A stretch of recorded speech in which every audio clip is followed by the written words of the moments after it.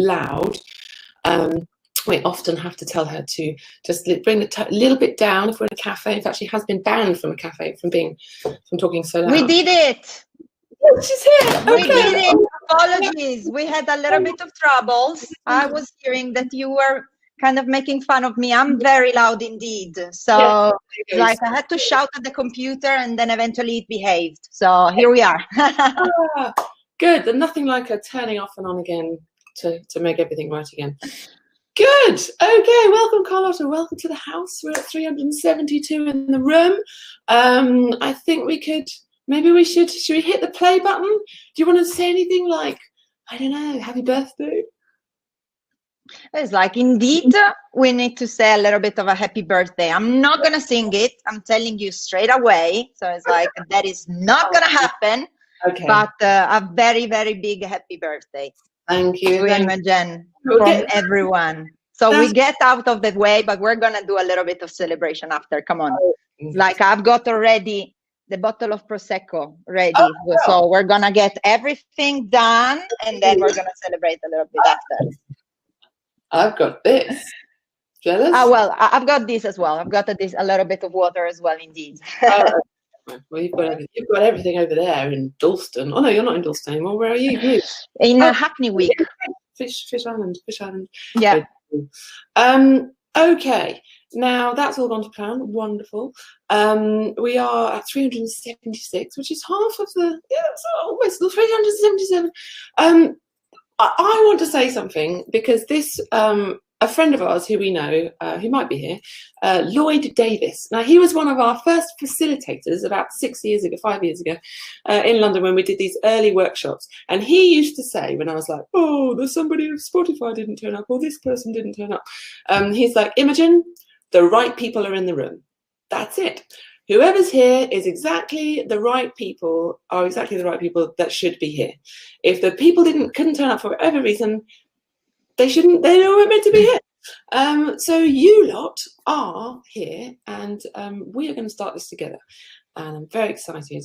So what should we do? Should we hit the play button for our very organized, succinct selves to take over for 10 minutes? Yeah, let's do it. Come on. Okay. All right, Catty, hit the play button. Let's see how this works because we were actually going to put that first. And then I was like, we can't put that. Hello, Imogen. Hello, musician. Ah, lovely. Wonderful. There she is. Looking like a horse. Hello, Imogen Heap, musician, performer, artist, Grammy award-winning producer. Also the founder of the Creative Passport, which is now live after so many years. Very excited. Please go and sign up if you're a music maker watching this. So why am I doing this? Well, I've been in the industry for 25 years and I have done a lot of admin in my time, and so have the team that I've worked with over the years. I feel like I'm putting in the same information time and time again, chasing stuff unnecessarily. I wish the music industry wasn't quite so complex. In fact, I reached a frustration point that drove me to sharing a future vision of a music industry I wished would be. And this got so much positive feedback from artists and services around the world that it kind of changed my life. In fact, I got more positive feedback from that than I have from any song I've ever written. So I took this seed of an idea and I invited some musicians and some services to a few hack weekends in London to see what we could come up with.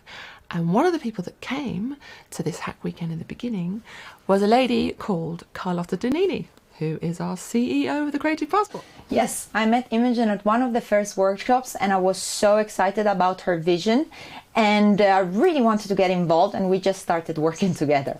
At first, her vision was quite huge and ambitious and reaching in and out of the industry, and we knew we couldn't tackle this alone. So what we did is that we just started to share openly our ideas and see who wanted to get involved. So yeah, after 3 years of workshops and conferences and speaking engagements and panels in London, we met hundreds of people, musicians, services. We met the PPL, Musicians Union, Featured Artists Coalition, Spotify, Universal, Music Producers Guild, so many people. And in fact, we even went to Parliament. Yeah, and we discuss at length around intellectual property with UK governmental bodies such as the Intellectual Property Office and the Department of Culture, Media and Sports. That's right. And after all of that, we boiled it down to this essential piece that we realised we were missing. And what it is the Creative Passport. Now, what is the Creative Passport? Well, the Creative Passport is a verified digital identity for music makers where they can access, update and manage information about themselves and their careers. So we took this whole concept to the extreme by doing what we've been doing in London all around the world on a 40-day global tour. Through performances, workshops, panels, speaking engagements, again, we galvanised support from musicians and services, and we iterated what we had to try to discover core functionalities that were missing that would help both the musicians and the services. And we came back to London from the US summer 2019, and after receiving some funding from Finnish organisation named Sitra, we really changed gear and sped up the development of the Creative Passport. That's right. And then when we got back, we had all of this stuff to do, and Carlotta became our CEO. And I put together the amazing Creative Passport team, making sure to leave the development milestones based on the feedback that we gathered from the various meetings and workshops that we had on tour, as well as the active involvement of our ambassadorship community. Yeah, so we're going to walk you through what we've got so far. Yeah, we've got Bishi today with us, one of our Creative Passport ambassadors, who's going to show us and walk us through the sign-up process and a little bit of the profile information. Hello, my name is Bishi Bhattacharya and I'm proud to be an ambassador of the Creative Passport. I'm now going to sign up for my Creative Passport and take you through step by step how to set up and verify your profile.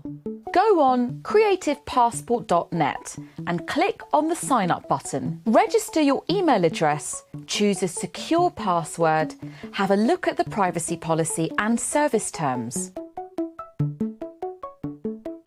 Verify your email address, copy and paste the verification link received. Once verified, you can now log into your CP. You can now create your artistic persona using your artist name, in my case Bishi, and start populating your profile with information. Remember to click Save Changes every time. As we want to ensure to have real people behind every Creative Passport, we suggest to verify your government identity sooner rather than later. You can click Verify Your ID and this will bring you to the Yoti page. You will then need to download the Yoti app on your mobile phone and scan your government ID document following instructions. After the documents have been verified, you will only need to scan the QR code on the Creative Passport page from the Yoti app. After providing permission, your real name and date of birth will automatically appear in the left section of your profile. Then, if you are a musician and a PPL member, you can also verify an important identifier called IPN. Okay, I am now signed up and ready to go. I'm going to get stuck into populating my profile. Okay, I'm going to walk you through the information of my Creative Passport now, and I'm also going to show you how to create a public page and how to share your information with the rest of the world, should you so desire, and put yourself on the map, as it were. Okay, so here we are. This is my Creative Passport dashboard. So here you can see two artist personas, but I'm only going to show you this one. Now in here, I've got my profile information I'm going to start with. And you can see my biography, some aliases, genres, music roles, non-music roles. Now you might think, why would I want to share non-music roles? Well, I'll tell you a bit of trivia. My second most popular song is a song called The Happy Song, which was written for under twos. It actually scientifically makes babies happier. And the people that commissioned me to do that because they knew I was a mum. So you never know what kind of information you share might invite some interesting collaboration. Other skills, instruments played, hardware and software used, different ways that people can find reasons to want to work with you. You might be interested in big data or travel or blockchain. For current projects, Mimu Gloves there, Hab Lab TV. Favourite music makers. This could be a way to discover for your fans to go through an exploration of what music musicians like. So if you clicked on Imogen Heap, perhaps in Spotify or Apple Music, you might discover that my inspirations are Apparat, or Guy Sigsworth or Zoe Keating, FK Twigs, And then representatives, labels, PR agency, agents, publishers. Very useful for me to keep a hold of which labels have which licenses. Also here, official links. So that's at the moment just all my socials and a few extra little websites of stuff that I'm working on, Mimi Gloves and the Creative Passport. Up at the top here on the right, you'll see a couple of icons, and this is how I share my information public and privately. I'm gonna get Carlotta to explain what that does. This switch allows you to keep an info private or restricted, which means that we can manually select where to share the information with the sharing button. If switched to public instead, it would push the information to all integrated services and our public APIs.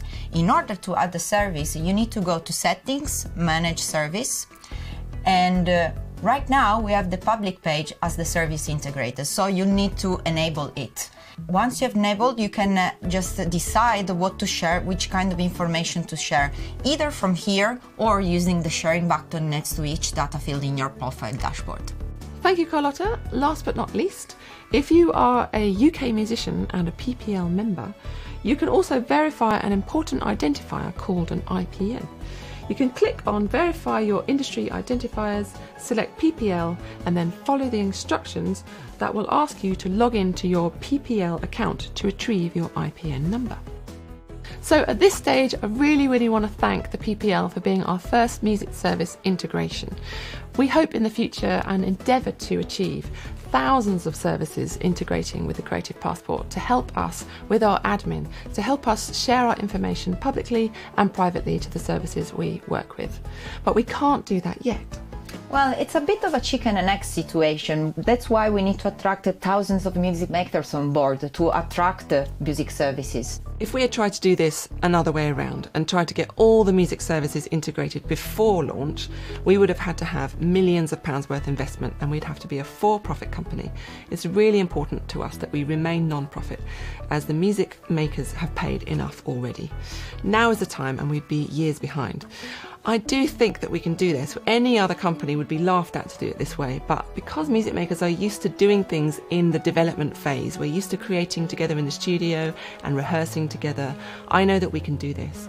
And if we can get music makers on board and we can get them organised, music services will come our way, because we are going to be the biggest force in the industry. Yes, and every time a new service will integrate, music makers will save time, streamlining those boring yet necessary admin jobs, leaving it to the Creative Passport, and perhaps even freeing up services to give music makers more of the pie with less costs and more efficiency on their side.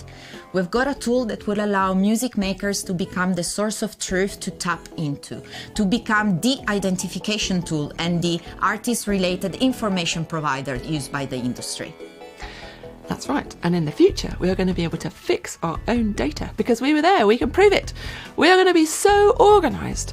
We are going to be able to manifest an entire ecosystem of new services from our data, making it easier for us in our workflow, creating better experiences for our fans, and welcoming in an era of an abundance of opportunities, rather than this sinking feeling that it's all going to fall apart at any moment. So this is exciting, the first time in 100 years of the recorded music industry where we can finally turn this around in our favour and make life just easier for our future selves. Yeah, so chop, go on creativepassport.net and sign up right now.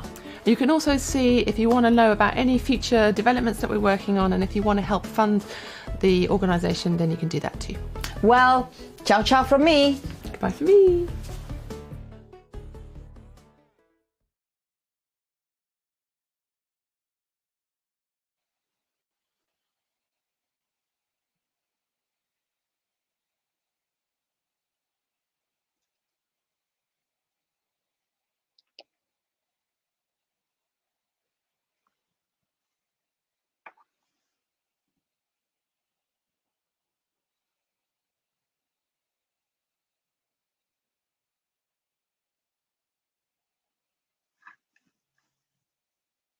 Here we are back again. Imogen, you're muted now.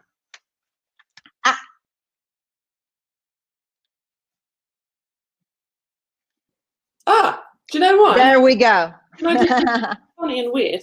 my cake that I've just been eating, because my daughter and Julia and the gang have given me some cake, was on a button which actually is the mute button, which I didn't know until now. So now you know, don't put cake on your keyboard, it might be the mute button.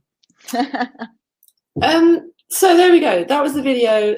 You'll be able to watch that another time because some people were saying that it was kind of coming in and out. Sorry about that, I don't know why.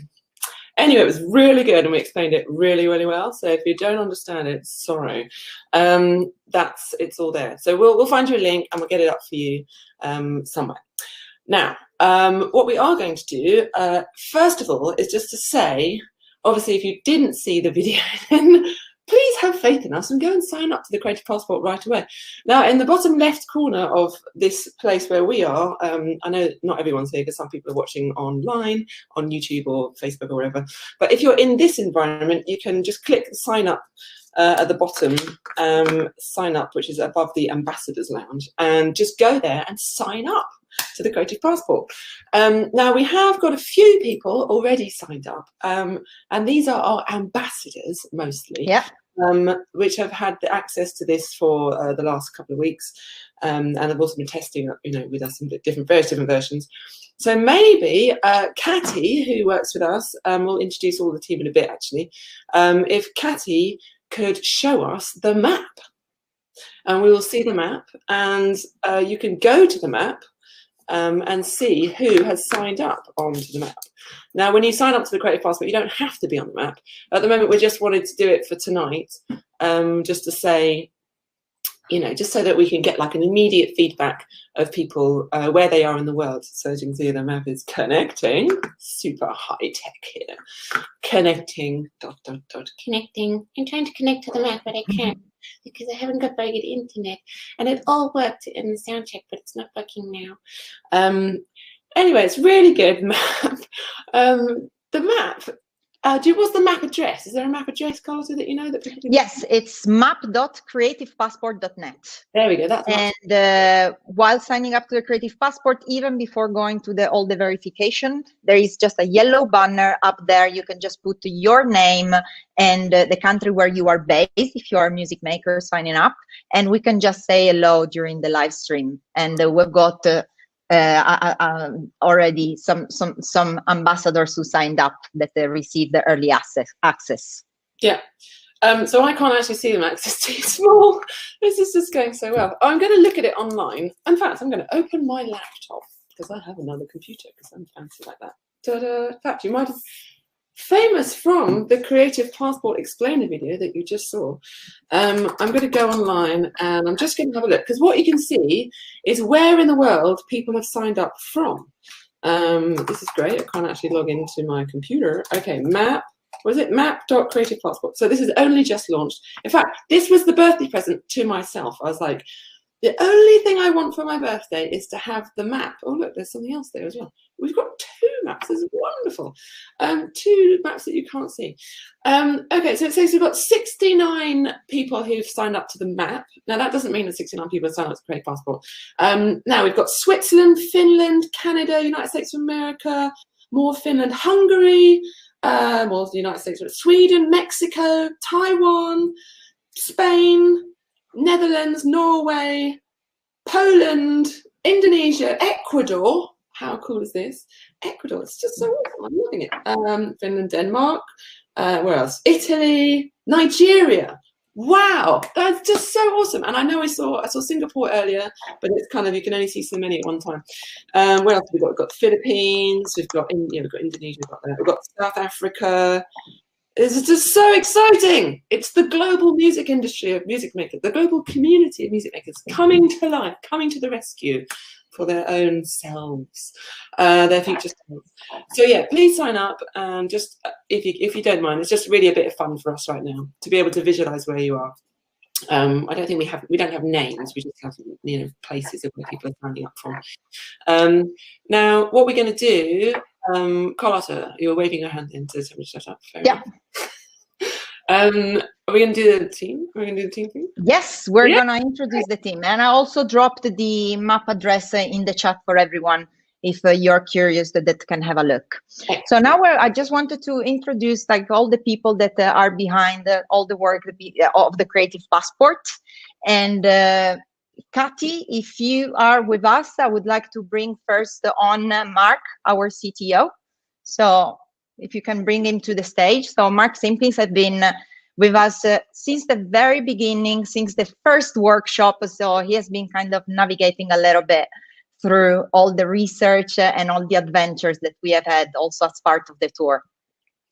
Yeah, he's been incredible because he's had to do like so many meetings, as have we, where trying to explain what this thing is.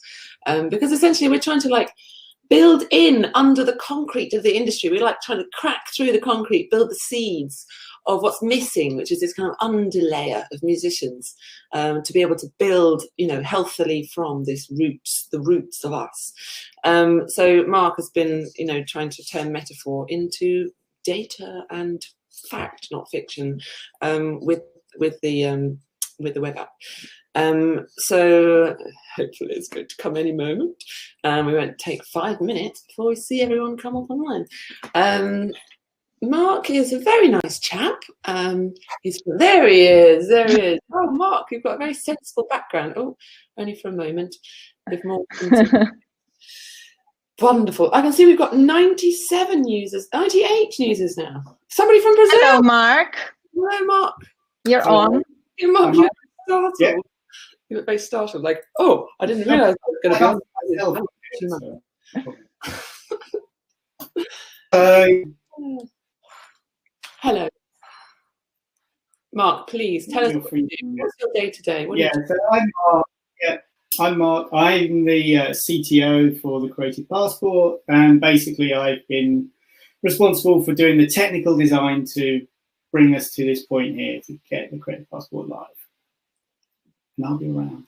He has, and he also doesn't usually speak delayed like that. So usually he speaks where the voice comes at the same time as his mouth moving. But today, very good at ventriloquy, and it's quite impressive. I don't know how he did that. So thank you, Mark. We will embarrass you no longer by yes. But thank you so much. I just have to say that Mark is really astounding, and he's just got it right from the beginning. But you know, he doesn't kind of, you know, there are some people who are like, yes, Imogen, it's all going to be wonderful. But he tells it how it is, and he gets stuff done. And he's got a great team there working with him. And I'm just exceedingly grateful to you, Mark. Thank you so much, because, you know, it's not the best paid job in the world. Thank you, Mark. Thank you so much, Mark. You're a gem to the world. And all music makers should hail to you. And kindness that you have given us. And then we've got another person of the tech team, and her name is Mata Gamsari, who is our one of our software developers, software engineers, and she's a music maker as well. Hello, Mata. Hello, can you hear me? Yes, we can hear you. Yeah, thank you so much. Yeah, my name is Mata. I'm a software engineer, and I love music, and I'm just really excited to finally see this all come together. So, thank you, Mata. I look forward to what's next. Yeah. Oh, that is great. You've come in with the slow monster of data extraction has happened from your computer. But that is, yeah. At least, you know, the shot that she's stuck on is actually quite complimentary. Yeah. Okay, that is then we've got.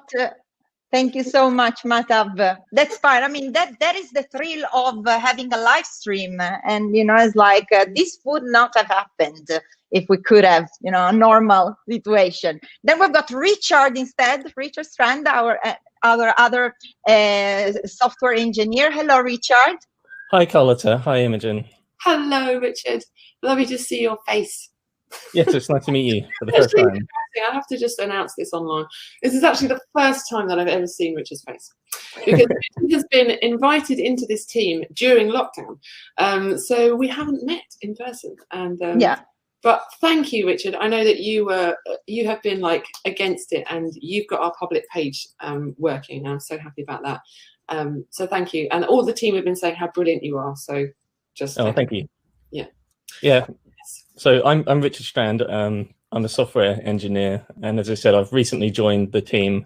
I'm thrilled to be here. I've been working on a bit of everything, really. The main Creative Passport, the public pages, and the map, which we had trouble getting up, but it should be working, hopefully, if you go to the site. It is working.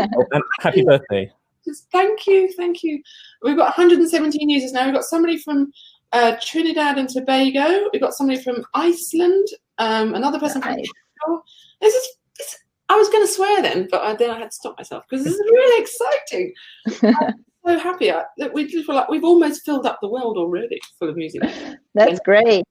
Thank you so much, Richard. And then we've got next up our head of design, our Andy Karn, who's also the founder of an amazing service named Streamliner. Hey, Andy. Hey, Carlotta. How you doing? All good, all good. Happy birthday, Imogen. Thank you. Oh, Andy, you dear man. I'm just so happy for this day. And in fact, Andy and I, even before the Creative Passport, even before my Celia, Andy and I were sitting in my kitchen at the Roundhouse, and we were discussing how we could develop my website so that it could become integrated with all the services, how each website from each musician might be able to share information on the back end. And then about 3 years later, I don't know how long it was, but it kind of, an idea is never original, is it? It always comes from conversations and things. And when that moment, there I was with Scout, kind of, breastfeeding her, feeling very frustrated about the state of the industry and my interactions with it. This idea popped into my head, but it wasn't really a fresh idea. It's been an amalgam of conversations over the years, and a lot of them have been with you, Andy.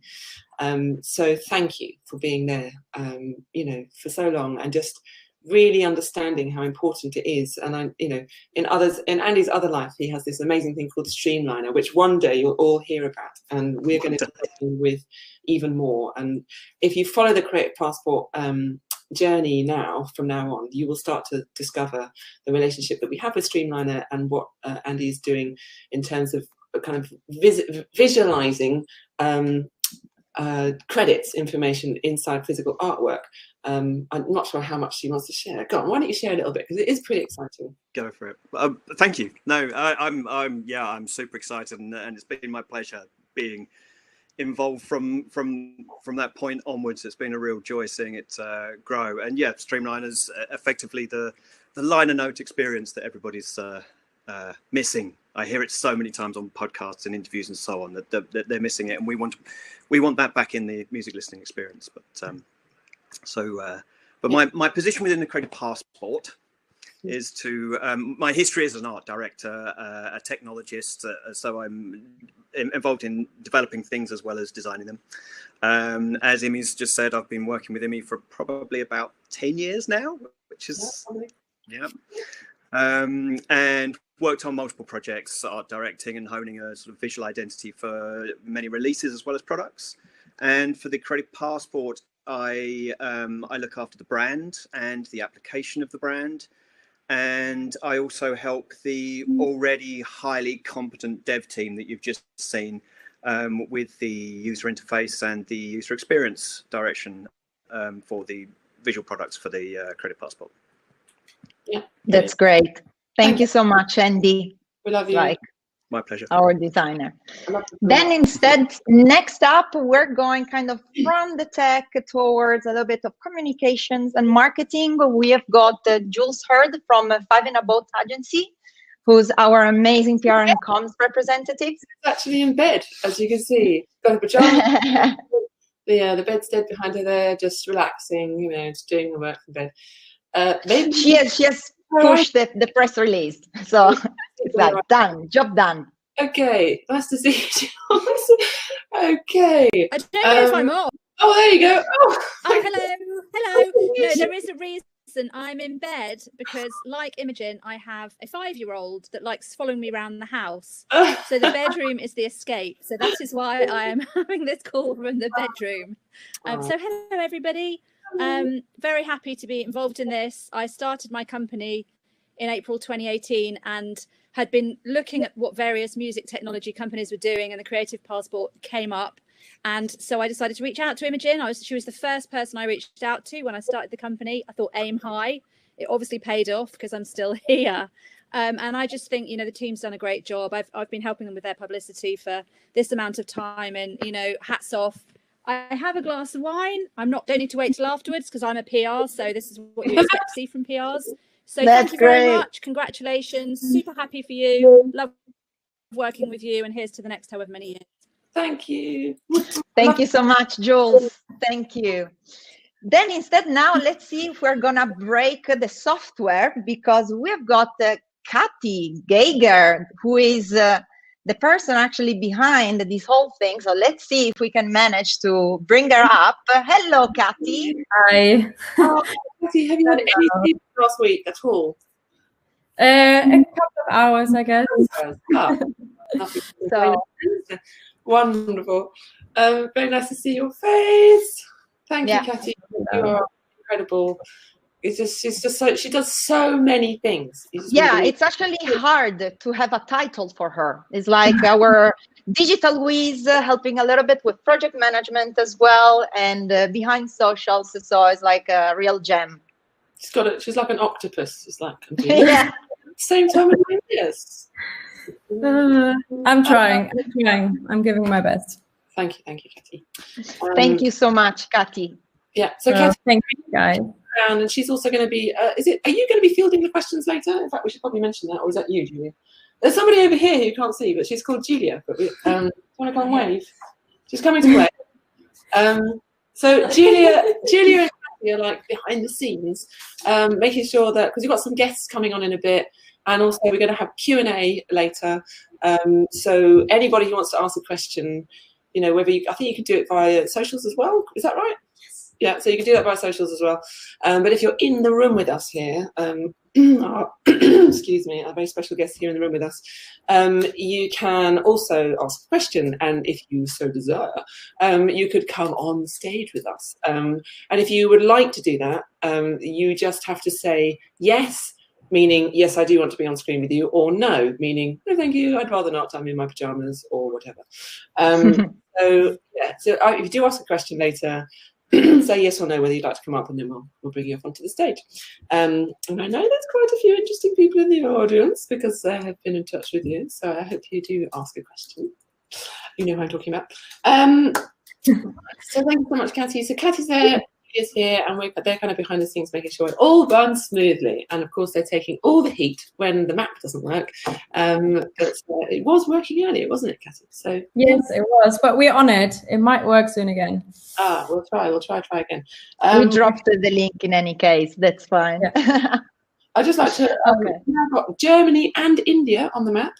That's pretty exciting. Nice. Yes, we still haven't got anyone from Russia. Haven't got anyone from China, haven't got anyone from Japan, but I suppose it's the middle of the morning for them, isn't it? And Australia as well, middle of the morning. So yeah, we'll see if we can do that by the end of the stream. Okay. Well, thank you so much, Kathy. We will just let you go. And I wanted to then introduce, like last but not least, our amazing Osa, who is our artist liaison and head ambassador. And here she is coming up. Hello. Hello. Amazing. Happy birthday! Oh, amazing. Oh, you're making me want to go and get some champagne now. You've all got drinks and I don't. Right, champagne. I also need one because I'm so nervous and excited at the same time. This is the closest I've been to the stage in like, I don't know. Oh, you look amazing. I love it. I mean, that's the first time I've dressed up for you too. Dressed up.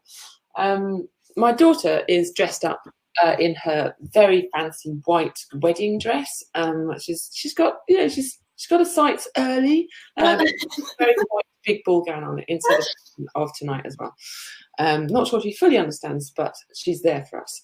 So that's good to know. Yeah. Well, I'm super excited to be here. also has been liaising with many ambassadors over the years, and we are extremely grateful to them. Now, tell us who the ambassadors, what are they?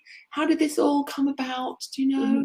Well, so as the very proud head ambassador and artist days, I myself am a music maker. I'm a singer-songwriter and a backing vocalist and vocal arranger and that stuff. So my job is really to translate what is going on into music terms, because I'm not as smart as either Imogen or Carlotta, and that actually serves me well, because I'm always the one who goes, no, don't use that word because that's not going to work, they're not going to get it. Because this, and for anyone who's watching, if this is a lot to get, then stick with it, because once you do get it, and I have these conversations from Philippines to Nigeria, and it's a long conversation, and I've yet to meet a music maker that doesn't go, oh, look at that, Scout. Yeah. You're celebrating as well, aren't you? I think she's been at my lipstick. I have yet to meet a music maker that doesn't say it's a brilliant idea. Daddy's there, champagne. Sorry, slight deviation into family life. So, can we have a spin, Scout? Can we have a spin? Oh, what's that? Oh, that's our birthday present, isn't it? Ooh, there you go. Spin. So the ambassador community has been vital for us and still is. We have about 100 active ambassadors worldwide, and they've actually got it written down, because I'm so excited to know this at the same time, and I want to make sense. And it's a community of music makers worldwide who have been an important part of pre-beta testing. We have had a few beta tests, and they have thankfully given their time and given us real-time feedback on what has worked and what hasn't, and they will continue to be vital as we build, because as Imogen and Carlotta said, this is ground zero, and as the more people we get to sign on, the more we get to build, and the more testing we need to do, and that's what the ambassador community does, and we are eternally grateful for their help. And they comprise of everything from songwriters, artists, producers, engineers, anyone that has been part in the process of making a song, and they are advocates for the platform, and they're a vital part driving this positive change for the music industry. And I can see some of their faces here, which is great. And if you'd like to be an ambassador, there are still spaces. So just let me send us an email to the info at, or is it ambassadors@creativepassport.net? I should know that by now. Ambassadors@creativepassport.net. I'm gonna drop that in the chat too as well. And there is there's no question that is stupid. I sit until 2 a.m. in the morning, Zoom chats from all over the world, explaining the brilliance of this and how important it is for us. Because once we get it, when we hit the ground running, that's the Creative Passport community. Good. So we're going to speak to some of them today, are we? We are indeed. So we have 3 with us, and I'd like to bring Lynn Earls on first. Lynn is with us from LA, and I've seen her dancing around down there somewhere. She is an Irish producer, writer, engineer, as well as a studio label owner based in Los Angeles. Hello. She's currently the vice president of the LA chapter of the Recording Academy, that is the Grammys. Yes. And she's also on the creative committee of She Is the Music, which is set up by Alicia Keys, and here she is. Hi, everybody. Hi. What an amazing thing to be here today. Happy birthday, Imogen. I'm so happy to celebrate this with you all today. And Lynn has a question for us, because we have a few questions from the ambassadors, and which is also should give other people encouragement that even ambassadors that have been part of it, we still, this is little clock base, and all the questions and feedback that goes with it is going to help. So Lynn has a question for Carlotta and Imogen, which is... Hi, guys. So my question, first of all, I'd love to say thank you so much for what you are doing, because it is really one of the most vital things that is happening in the music business to me. And I've been in here for 20 years. So I went to the Mycelia workshop in LA in 2018, and was just, it was like light at the end of the tunnel, or just this feeling of, okay, help is coming. And so it's been amazing to see the development from now till then, and also amazing to see Imogen give that, you gave that presentation, that workshop, and just to be able to interact, and that sense of building community, and you guys asking us, you know, like, what do you need, what do you want, you know. So I'm so happy and proud to be an ambassador, to be an early adopter. I cannot wait to really start utilizing it. So my question is related to, I'm a producer, a label owner. I'm going to put out some music myself as a producer and writer, but I also am looking, you know, to sort of put music out within my community and for other artists and friends. So as a label, can you tell me a little bit more about, like, can I have a profile as a label and sort of work that way, or each individual artist? Very nice question. Yes. Will I answer this, Carlotta, or would you like to? You can start, and then I'm going to say my bit. Before I miss out. Thanks, Lynn, so much. Very lovely words. Really appreciate it. And it was great to meet you in LA. Can't thank you enough for being a part of this, because it's slow and awkward, isn't it, when you're in development, and it feels like forever. So yeah, in terms of the label side of things, right now the Music Maker, it is specifically for music makers. In fact, we don't even have a way currently to identify yourself as part of a band, no matter the label side. This is all on a roadmap of, you know, over time, how we can grow and help other people grow services to identify the labels, whether it's us that builds the bit that kind of brings in the labels and identifies them, or whether it's some other third party that does that to enable them to interface with us, or whether it's the labels directly interfacing with us with APIs. At the moment, we are kind of, you know, in soft talks with a few labels about that.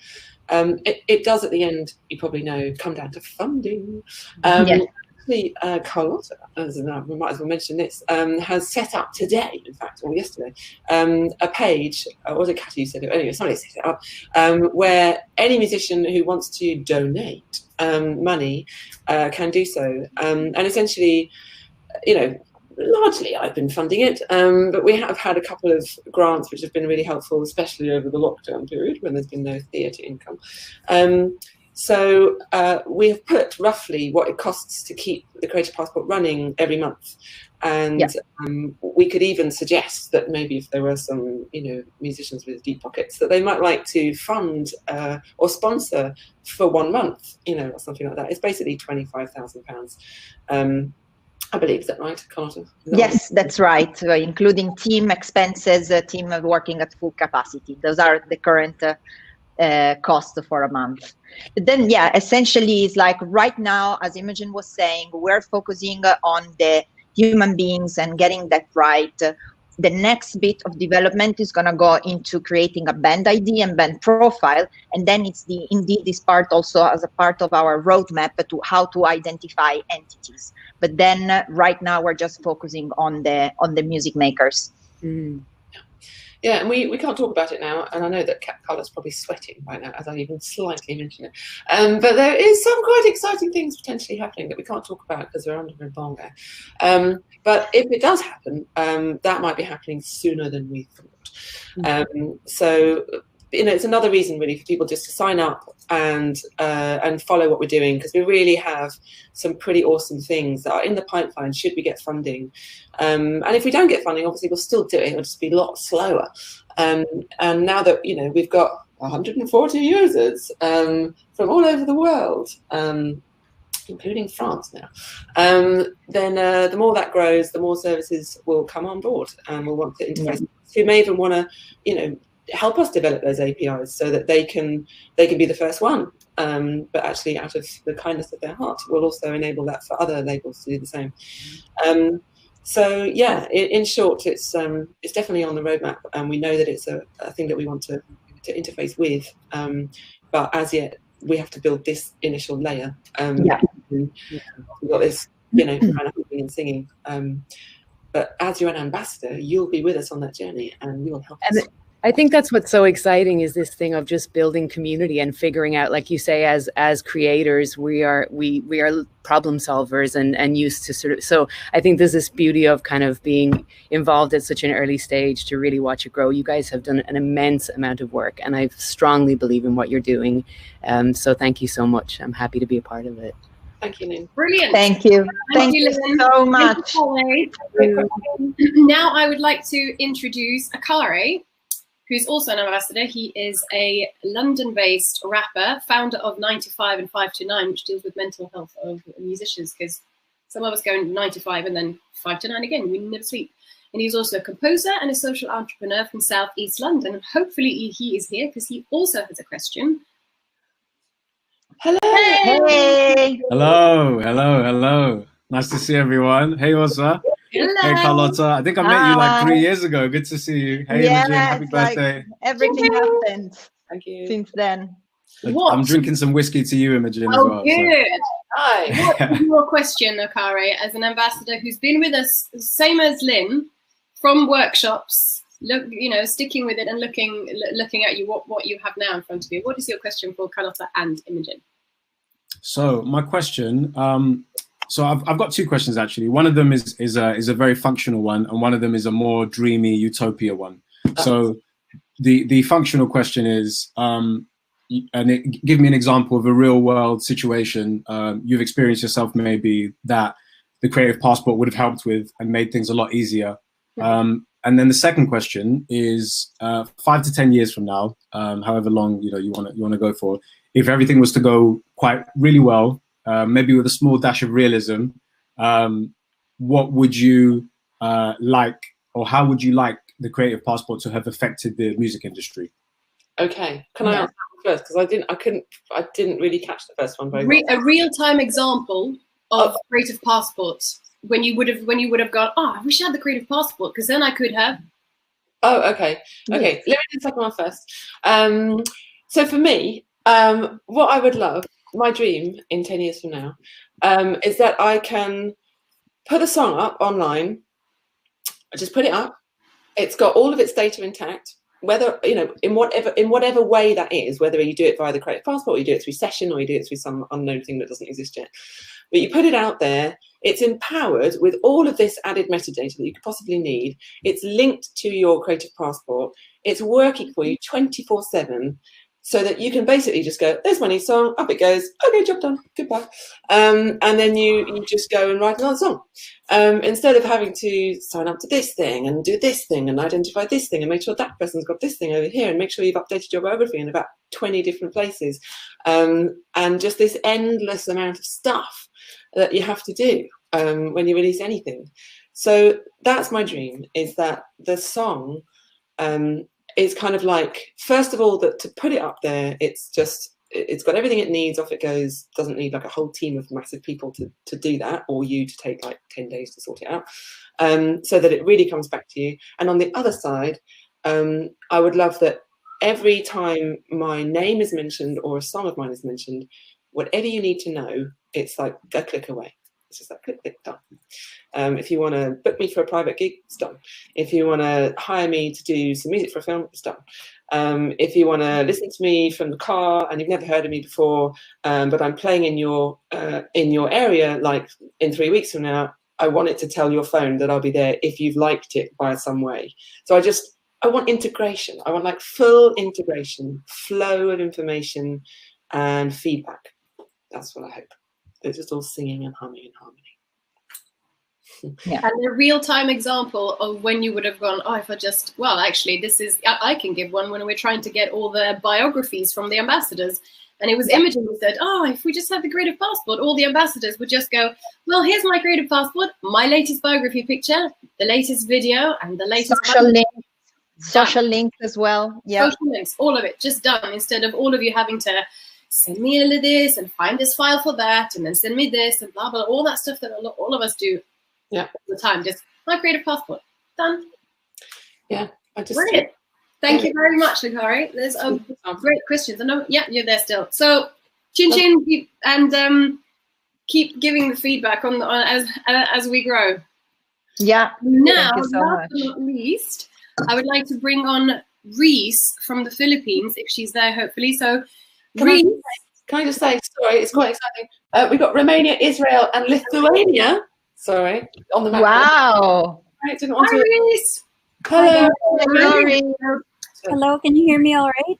Yeah, yes. We can hear you. Reese is a pop pope. She's not the Pope, but she's a pop singer, songwriter, musician, visual artist, author, and multi-awarded creative from Manila. So she is now, which I think you've actually set your alarm clock on to wake up and to join us.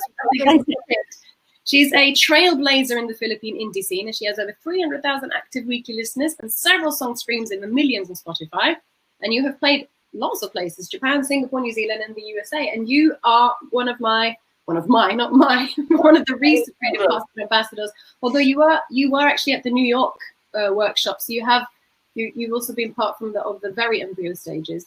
And you have a couple of questions for Imogen and Carlotta. First of all, I would like to greet Imogen a happy birthday. Yes! Thank you so much for having me tonight.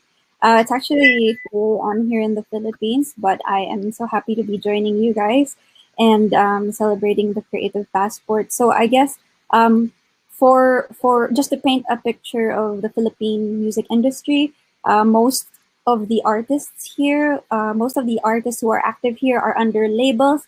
And I am an independent musician myself, so I think that my question is for independent artists like me: how can we ensure that our data will be safe and uncompromised within the system? Because I guess it's hard to, we don't really know too much of the technicalities and stuff like that.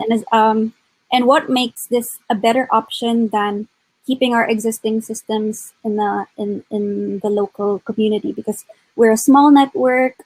We are a small community. We talk amongst ourselves. We just have conversations over text and kind of make deals in that way because we're very small. So what makes this a better option for us? Carlotta, do you want to take the first? Yeah, that's true. So speaking about the data, the kind of safety, I mean, clearly all the information that you are going to be inputting in your Creative Passport as per privacy by design, and for us it's like privacy and transparency as well, is literally fundamental. So all the data is actually stored and cached locally, and you can edit it on your device. What we offer as a company is an encrypted backup copy of your information as part of the cloud, and we're currently using AWS cloud that has got their servers based in EU. But then the kind of importance about the actual management of the information is that everything is based on active user consent. So this means that you are not only the one authoring kind of your own information, but based on the third-party services and the businesses who will integrate with the Creative Passport, you're going to be the one deciding what to share exactly with who. And if you want to keep something that's kind of private, we are not giving out away anything without active consent, which means that there might be a little bit of more work because as you will see also as part of the Creative Passport, you have a lot of switches, giving permission, not giving permission, I want to make something public or keep it private. But then again, it's like nothing is going to happen unless you really want to put out something out there. So that is kind of the major difference compared to what happens right now with other systems. Another very important thing is that we do not kind of track and as well as sell any kind of behavioral data. So there is also something that is very, very important. With what regards why using the Creative Passport rather than using kind of normal means of communication, well, clearly the kind of vision that we have got is to build an international music makers community. In fact, one of the next features that we are going to be developing in the coming months, and we receive some European fundings for it, is a secure chat between passport holders that is encrypted as well. And again, it's like it's a very secure way to communicate in each other. This doesn't mean that you will not want to, send emails or just using other tools. But then we do think that what we can kind of bring to the game is a more efficient way to share information with third-party integrated services, and potentially also kind of putting yourself in contact and also discovering other international artists, because ultimately if you put your information in there and they're all verified, this means that also other music makers will have the same kind of chance. So it's also creating these. It's not only about integrating with third-party music services and having a more efficient way to verify information. It's also about creating a verified international community for the music makers themselves. Carlotta, when you say third-party services, can you give a couple of examples? So it's yeah. So with third-party services, what we mean is that all the services and platform that you log in as a music maker, or that they use your own information. So this could be from Spotify for Artists, for instance. That is what we call a third-party service. So what do you do on Spotify for Artists? You go there, you put your picture, you put your biography, you need to keep information updated. Third-party service can also be a credit capturing software. So there are this amazing software that run on Pro Tools that allow you to grab and capture credits on the go while on the studio in the production, and they need all sorts of information about you that you would have to type down again. Or it can be also another completely different software that can be a songwriting app that allow you to, again, like create songs and kind of a collaboration as part of the functionality of the app. So it's like third-party services is literally every possible application that you might use, and you would have to log in and provide information to it. Yeah, good answer, good in-depth answer there. I think also just to say that it doesn't take away from anything that currently exists. It's supporting everything that already exists. Yeah. It's about kind of building a stronger foundation for you, and to enable services in the future to be able to find you and find what information they might need to save you having to do it for them. Yeah. And maybe even in time get paid for it. Put information that they find useful, that they might profit off, but that we also profit off in the future for giving that data. You know, at the moment, there's a whole data economy around the world. I mean, the data is the new oil, as they say. And, you know, currently we don't have any way to take a part in that. Just like everyone else on the planet, our data is being sold for other people's benefits, for advertising or marketing. We hope to be able to reverse engineer that, so that you can, you know, retain your data, data dignity, as somebody coined, a man called Jaron Lanier. So yeah, long-term data dignity, kind of creating a foundational layer for you to work more efficiently with the services that you already love. But you have to be a part of trying to convince them to integrate with the Creative Passport. So, you know, we don't know the Philippines at all. So yeah, that's also part of discovery as well. You're the one who's going to be knocking on the door of whatever service you like to use in the Philippines, and you know, waving the Creative Passport flag. We need you. Absolutely. Hope that, does that make sense? Because it's basically, I think that what Imogen just said, they're super relevant. It's just basically the Creative Passport would take the ecosystem that Manila has already, or for the Philippines, and connect it to the rest of the world, so that we can see it rather than it just being over there. Mm-hmm. Thank you so much. Good. Thank you. Thank you. Thank you. Brilliant. That was those are my three ambassadorial questions. Lovely. And I'm just going to take my bubbly and enjoy the rest of this. And I would just say to anyone that is watching that if repeat again that if it is a lot, just remember exactly what Imogen said, which is that data is the new oil in sense of value. And the other thing I would like to add is that I have one of the many reasons why I'm so excited about this is so far in the digital age, we see a lot of opportunities rather than actual practical solutions to the problem, which is music maker driven. I have actually yet to see one, and but this is it. This is a music maker driven solution to a problem that we all have.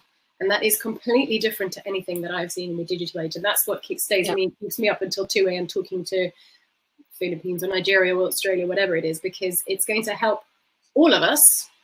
But it needs all of us to now just sign in and tell your friend and tell that person, tell a friend, because once we have 500,000 sign up, 600,000, we now just become a little bit more undeniable, and it will help. Yeah, it will help all of us. And so, on that note, happy birthday, Imogen. Yes, thank you. Thank you. Cheers. Thank you so much, Osa.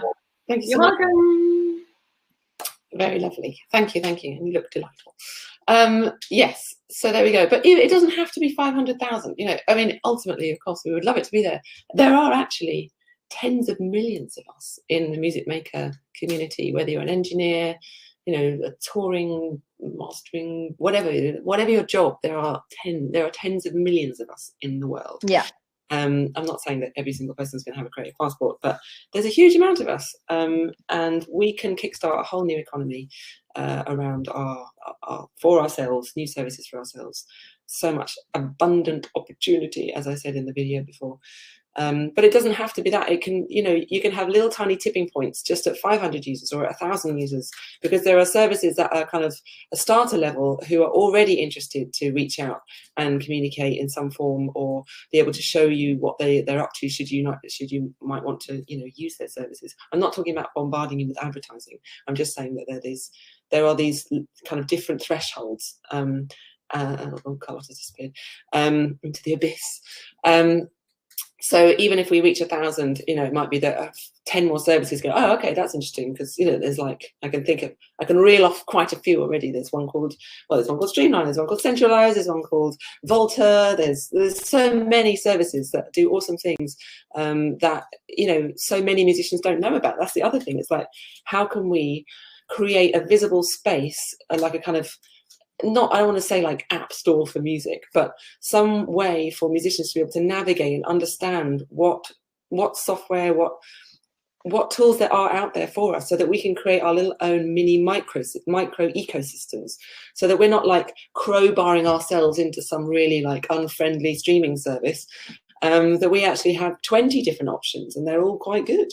And we decide, this is our community and this is my ecosystem. You know, we don't have to be only on these ginormous services, but the problem is that in order to innovate at any level with music, you need to have a ton of upfront money, because, you know, labels need upfront. They want upfront money for the licenses of the songs that they represent, and that causes a huge friction. Meaning that the services that want to innovate with their whatever new thing that they've got, means that they have to fork out tons of money in advance, which means that they have to ask for VC money, which means that often, you know, people get a lot more pie out of the service, when actually that could be going to musicians if we didn't have that issue of the kind of friction to get into the, you know, create your service. There's so many. I mean, I don't know if Lars is online, but there's this great service called Weave.io, which is like taking stems of songs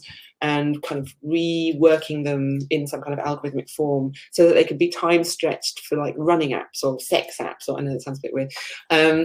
But there's just so many. That was a really bad example, but who knows, maybe it's not a bad example. Maybe you've got some really sexy music going on. But that they would license your music that's basically, you know, extended bits of your music that's outside of the normal 4-minute or whatever format of your song.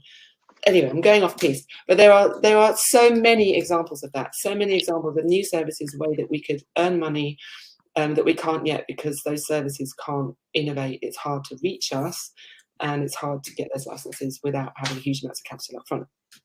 So it ends up not working in our favour. Anyway.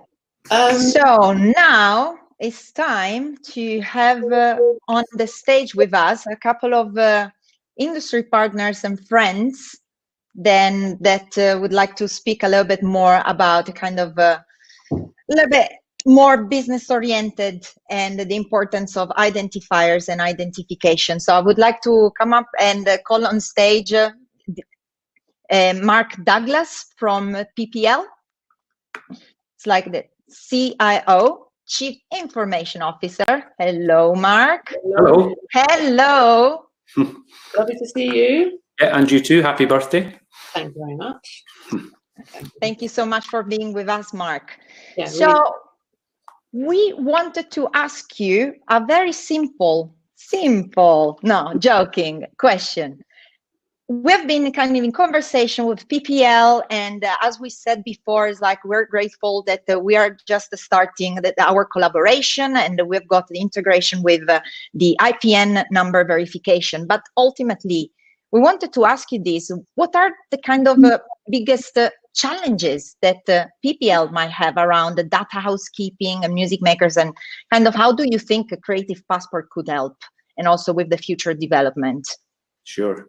You know, so we're all about getting large amounts of money, tens of millions of pounds, out to tens of thousands of musicians on a regular basis. And that brings a burden of responsibility. If you're going to do it accurately and quickly, you really need access to authoritative data. And when it comes to data about performers, there's been a bit of a gap until Creative Passport came along. And our only real way to get access to authoritative data was almost to speak to the performer, you know, which is time consuming, labor intensive, often frustrating. You're busy people. You're not sitting around waiting for a PPL call. If you can find a contact, by the way. Exactly. And in the absence of authoritative data, we end up using, you know, the next best thing, and that can be Discogs, it can be Spotify profiles, it can even be Wikipedia, and you know, that starts. You get given the responsibility to distribute money accurately and quickly.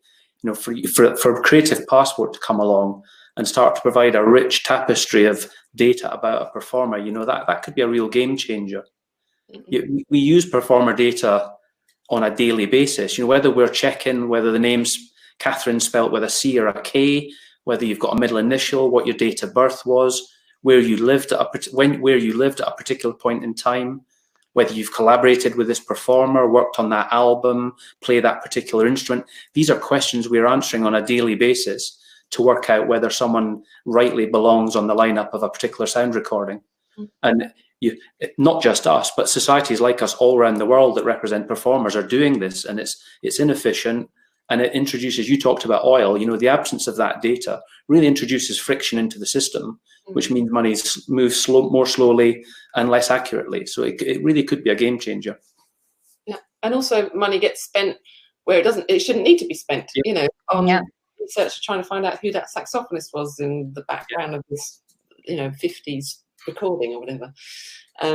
Yeah, thank you. That's really great to hear you say that, and we believe that too. We would love to be at a point in the future where we're fully integrated, and should there be any query about any piece of music or any performer that might be in, for you to be able to fire off automatically a query to a Creative Passport holder or to a service that does that, so that we can be notified and play a part in that problem solving and be like, I was in the room, or my dad was in the room, let me ask him, you know, or whatever it is, so that we can try and help you with that. Because, you know, I understand it literally can get as crazy as you're trying to like look at some murky old video of somebody in the studio and you're trying to sleeve notes, musicologists sitting listening to tracks intently for, can they hear a triangle, yes or no? Yeah. Yeah, same. And we're a bit like you. We need people. We need the supply chain to embrace Creative Passport, because as well as using it as a sort of reference tool, you know, this thing really comes alive when the data starts to flow into us naturally and natively with all this data kind of attached to it, which is why we put the effort into integrating with IPN. So, you know, to the extent that creatives share their passport data with services, with users, you know, that data will start to flow to us with the musician's international performer number attached, and that has some real power for us. That takes out a lot of inefficiency when we talk to and work with our society partners around the globe, trying to work out whether we're talking about the same person, whether they've already got them in their system under a different identity. Suddenly, we know categorically who we're talking about, and that again just makes everything more efficient. Yeah, I mean, the PPL is like one, you know, very important society, but there are many, aren't there, around the world? There must be like hundreds of. There are, yeah. You know, for publishing and recordings, and that's an immense amount of people time going into trying to sleuth out this data.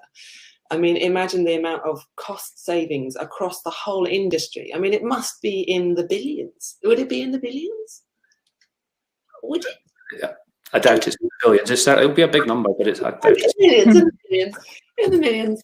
But it's still a lot of money. You know, it's a lot of money that potentially could be going to the musicians at the end of the day. There's more profit, then, you know, less cost for you guys, more for us guys, and less, you know, less discrepancies out there, less stress, less blame, less all kinds of things.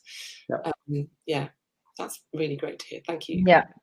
Well, Thank you so much, Mark, for joining us. It's like, and we're looking forward to, continue the integration and continue the work that we're doing also with your team. It's like a big shout also to Matt, who is not with us tonight, but we've done a great work together. Yeah. Thank you, Mark. I would just like to say that just for anyone who missed it in the intro video, that PPL are our first partner with the Creative Passport, who are helping us by verifying performers.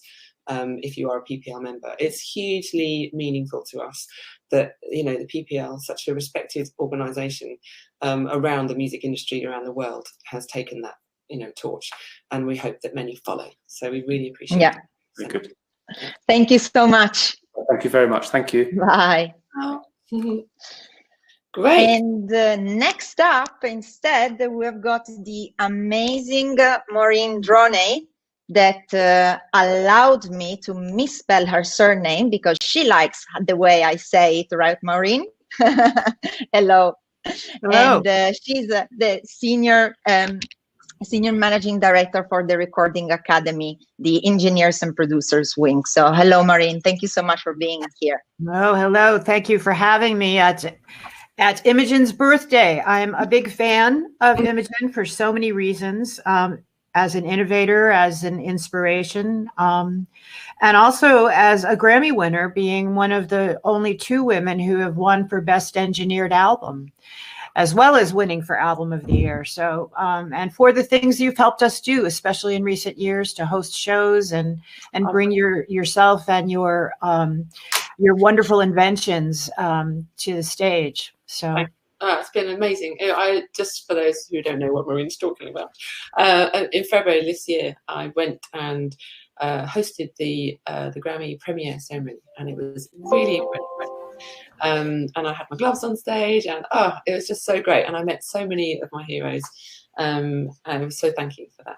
Sometimes people say that's the best part of the Grammy Awards because it's all of the awards that aren't shown on television, everything from Mexican regional music to world music. It's a wonderful, beautiful evening, and she was a terrific host.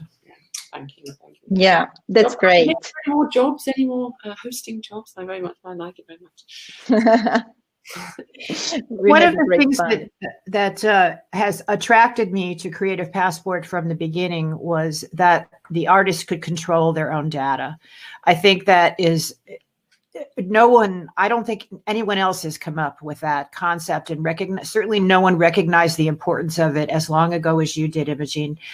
And you and Carlotta and your team are so passionate about that. And to me, that's what drew me to you. And something you said before, data dignity, what a wonderful phrase. I love it, yeah. Yeah, and also that you were cracking the concrete and getting to the roots. That's where the creators are and are able to control their data and decide who they show what to and have it organized for themselves is just such an important concept that really hasn't been brought to the forefront before. So I just wanted to throw that out there, how innovative this is and how important. Thank you so much. Yeah, really appreciate that. It is incredibly hard to share exactly what it is, and actually you did it very well just then. I tried to write a piece for The Independent today and I failed. They wanted a piece about the journey and how it came about and why, and because it was only in a few hundred words, right? It's really hard because it's like no other industry. It's just like nothing else. It's not organized in the same way as any other kind of like accounting or law, or it's just like completely different landscape. So I actually kind of failed, and as a result, we don't have a piece of The Independent because I just couldn't do it in that space of time. So that's been the biggest thing, really, is just that because nothing like this exists, because this concept doesn't exist, that we are kind of having to go back in time almost and try and place us at the roots, because we just couldn't have done it before. The technology wasn't available, but now it is, and we're just, people like yourself, in such a great organization, and people like Mark as well, just really, really helping us out, because lots of people just in the beginning were like, oh, Imogen Heap and this weird idea. Let's just let us know when it's finished. And it's like, well, we kind of need a bit of help. You know, it's not that easy to just like create an entire ecosystem when you've just got like, you know, a few pennies. So it's really thanks to, you know, you guys and the PPL and a few other services who've just been really, really helping us. We really appreciate it. We really get it. Sort of tied into the concept of or the saying that everybody makes money off of music except the musicians. Mm. You know, all of the places that it goes and the trickle down, especially these days, to the creators is very small. So we need to change that, and part of it is by owning your own identity and being in charge. It's terrific. Yeah. Yes, and we also have the MMA this year or next year. Who's got a ton of royalties that they're going to have to distribute. Let's hope they know who they're sending them to. So it would be great to be able to, I mean, it seems like a bit soon, but it would be incredible to think that if we did get enough funding and we did get enough backing behind, especially, well, it's not just the US. I mean, this organization is going to distribute monies across the world for mechanicals. And if we can be ready for that, to be like, actually, that recording is me, and actually, that recording is me. If we could get to that point, you know, with organisations like yourself, that would be amazing. Because otherwise, a few £1 million is going to go to somebody else. Yeah. So thank you for being here for us. Thank you so much, Maureen. It's great to see you. Thanks so much. Bye. That's great. Awesome. Oh. Right, we have gone slightly over time, as you can see. Really? Oh. But haven't we had fun? Now, we were supposed to have another guest now, but he's had to go off to a meeting, which is a shame because I'd like to just share with you something, the reason why I wanted to bring Adam on. So this guy, Adam Amigo, he's the founder and CEO of a company called Wave XR. And they are one of the multitude of services that we've spoken to over the years about how the Creative Passport could help. And when I was in a meeting with Adam, one of the things that blew my mind and that I wanted to share with thousands of music, or whoever's listening, is that in the gaming environment, in the interactive gaming environment, there are people who are playing games in Fortnite or wherever they are, and they're, you know, in these environments, there's millions of them, and they pay for the things that they use in these spaces. Imagine that you could just plonk yourself, like kind of airdrop yourself into one of these environments and do a gig where there's already people, millions of people playing games. They could drop down their guns or whatever they're doing and experience a concert. Now, people have been doing that. John Legend, I think, did one recently. Marshmallow's done one. It's huge. Is absolutely huge. But at the moment, it's very difficult for them to get licenses for existing music. And that is slowing them down. But it just literally blew my mind. So I was like, this is one service out of, I mean, so many that we've spoken to have said time and time again how hard it is to innovate with the music industry, with our songs, and to reach out to us. So that's just one example that if we could, you know, rise up from the ashes. That's not even the ashes yet, hopefully, but rise up and show ourselves, and, you know, start to, in our many, many thousands, we can see these futures of being able to, you know, instead of having to say there's another pandemic, or not even if there was, but even if you have children and you can't tour, for example, to be able to just pop yourself into these environments through, you know, different barns or venues that might be around, kind of equipped with what's it called, infrared cameras, depth sensing cameras, so that you could do that kind of thing and go into that environment. They're not very far away. The thing which keeps them far away is that we are far away from them, that we are nowhere to be seen. But soon we will be seen, hopefully, if you all tell your friends. Right, so we're going to have a Q&A section now. From the audience. I believe we have a few questions, maybe, do we? I'm gonna see. Oh no, I can't see the questions. Cathy has questions. Cathy's going to bring. Oh, Cathy's going to bring up the questions read on the screen, and Carlotta's going to read them off the screen. Okay. Got it all organised. So we're going to see what questions Cathy has found in the ether, and she's going to throw them to us. Great.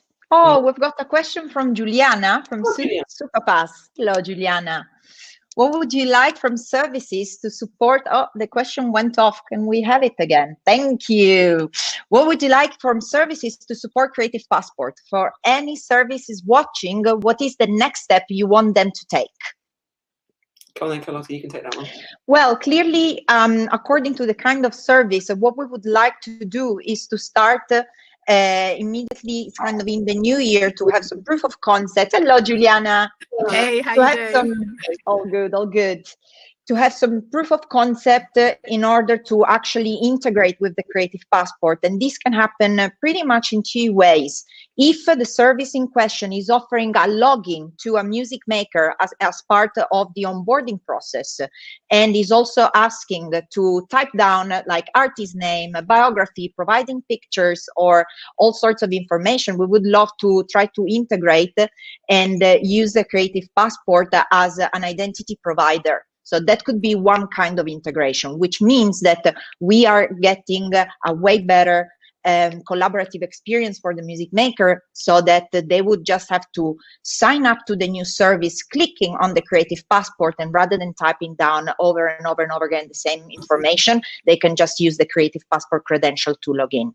The second way that we can play about integration is that for services instead who only require verified information about music makers, so for services that do not offer an actual platform for them to log in and actually input information themselves, rather than using other metadata provider that are not cannot provide user authenticated and verified information, rather to come to the Creative Passport and play a little bit with our APIs and our documentation, so that we can start to test around the various technology integration.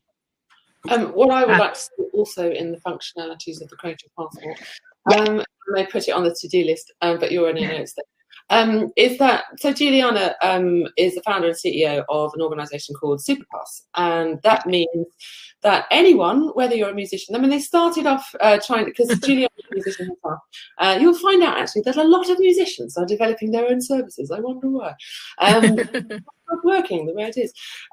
So Juliana was in one of our first workshops and shared this this service that they have called Superpass, and essentially it's a place for my fans, which I actually use. I use this app. You can go to imogenheap.app, and this service is powered, my app is powered by Superpass. So my fans come on and I can show videos and audio, and I can do articles, and then beyond that we have a function in where they get a little special login for Discord where we have a nice chat.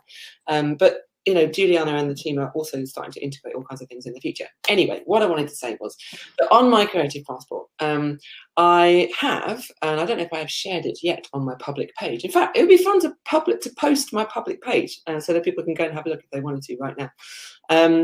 Is that yes.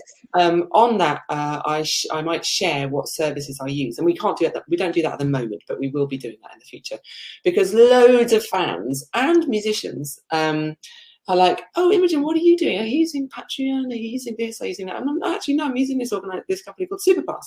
And they're like, oh, never heard of that. You know, so many services out there and that we don't know about. And I can think of like a couple of hundred that probably no one's heard about, but they're doing great things. And you are one of them. And so on my Creative Passport, I would put what services I use so that any other music maker could see what I use and be like, oh, okay, maybe I'll try Superpass. I trust Imogen. I'm going to go and do that. Equally, it could be in the future if a marketplace kind of does erupt out of this kind of ground layer, and we start to see services being able to identify themselves under certain tags. So it might be like music maker apps. Like I know Reggie Watts, I don't know if he's here, but I know that he has his own app called WhatsApp. And so it's another example of kind of, he's got a kind of decentralized way of fan to artist paying shit. Maybe he's around, maybe he can talk about it. So again, like to be able to visualize what people use, so that if you're like, oh, I need to find a touring agent, or I need to find an app for myself, you would be able to see in the app, music app place, what's available. And then you could also see the Creative Passport holders that maybe you know, or maybe you don't know, would start to see that as well. So they'd be like, oh, WhatsApp, or oh, Superpass or whatever else there is, Patreon, and then you could see who uses them and who rates them. Maybe who rates them, I don't know if we'll go there. We'll see. Or maybe somebody else will. Another service might do that. That's what we hope. We want lots of services and lots of gaps that there are. We want people to be inspired to go ahead and fill those gaps with these kind of functionalities, because ultimately we want the Creative Passport to be as thin as a layer as possible, because we want it to be not expensive to run. We want it to be continue to be free to music makers. So the more stuff that we have to build on top of it, the more cost it is on us, and the more we have to kind of be in competition with other people who might want to do that. We don't want to do that. We just want to create. We want to do this really, really well, and we want to empower other people to have healthy, competitive services for us to have choice. We don't want to be like a 360, awful, worst case scenario. It always makes me laugh when people are like, we've got the solution. We've got this 360 kind of whole living thing where you could put your touring and this and that and this and that. And I'm like, yeah, but then every single artist and every single fan has to go there, and you create a monopoly. So it's the complete opposite we want. We have kind of almost, not a monopoly, but we've got like a chunk of services who basically rule the music industry, and we would like to oligopoly. We'd like to create diversity. I really love what you said, Imogen, about making that ecosystem for all the different services to be featured as well. So it's not just a database for all the musicians in the world, but actually all the services. So as you say, to kind of democratize it and make it so that people can really see what the choices are out there and be able to have it. And we've really loved, I just want to say a little shout out to all the amazing people that we had at the original hackathons, because I see a lot of them here tonight, and it's so nice to see a lot. I haven't seen a lot of you since those weekends back in 2015, 2016. It's just wonderful. Congrats to all of you in the team who've made this a reality. It's so wonderful to finally get to launch day. So I signed up as a musician. I connected with my PPL account, did all that. All went smoothly. So amazing.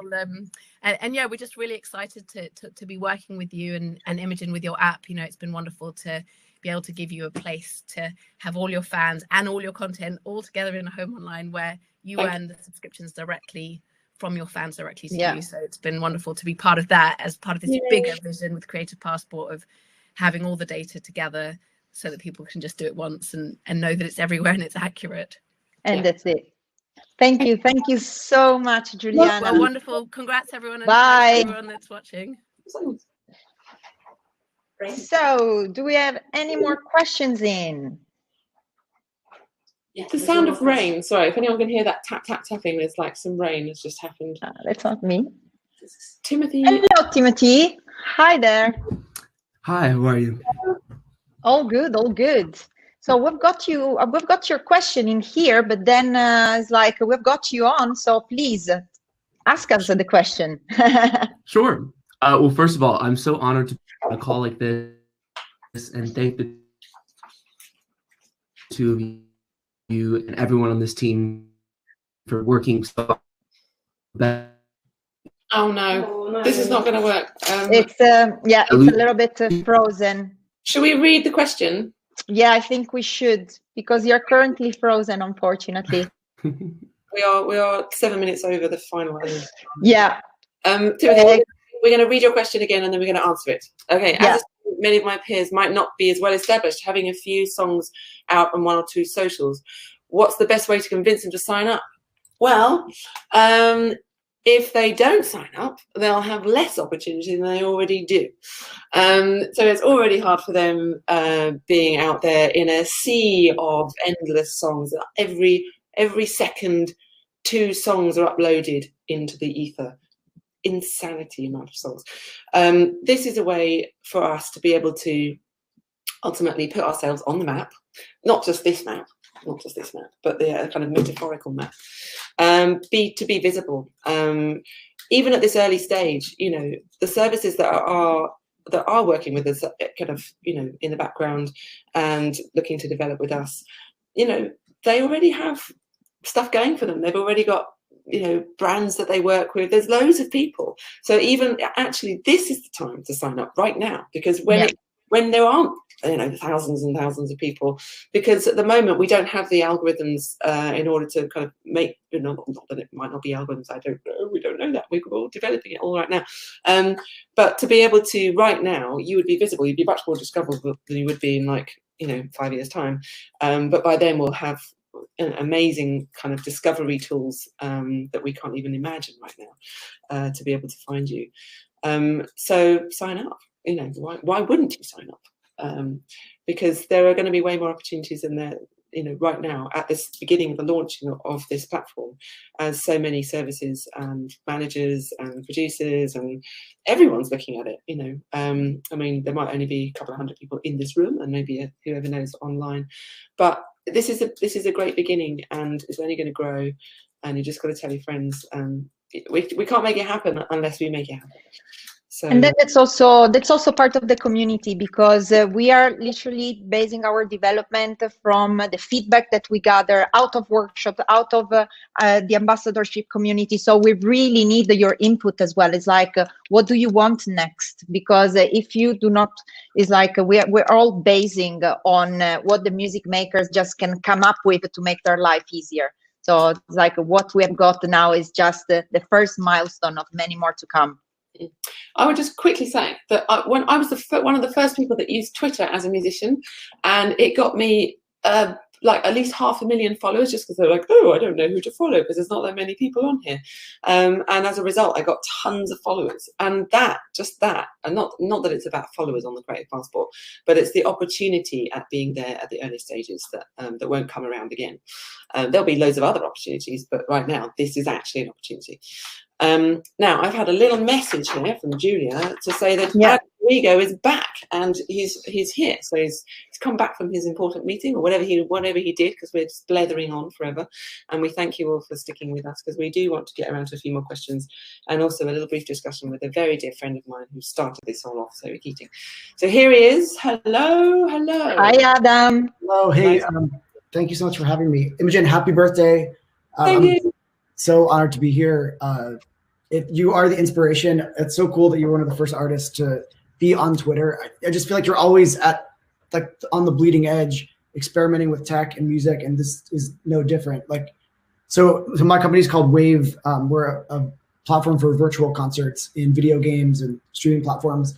It seems like just yesterday, it was like 2 years ago, when we lugged all of this technology equipment through the winter to the Roundhouse at your birthday party. I think it was 2 years ago. Yeah, it was 3 years ago. Wasn't it my 40th? Isn't that when we did it? Yeah. Yes. Oh my God, was that 3 years ago? It was 3 years ago. Time just doesn't make sense anymore. But we had the great honor of working with Imogen and her team on a virtual event where we captured her 3D hologram and created a sort of social virtual reality experience that let people have this intimate experience within a recreation of the Roundhouse and the barn. And I've always been inspired by your work as a musician and composer and technologist. I think the Creative Passport is an incredible sort of crystallization of so many other things that artists need and of your vision. I'm also a musician, but not really that great. But I know that being a musician these days kind of requires almost a degree in digital marketing.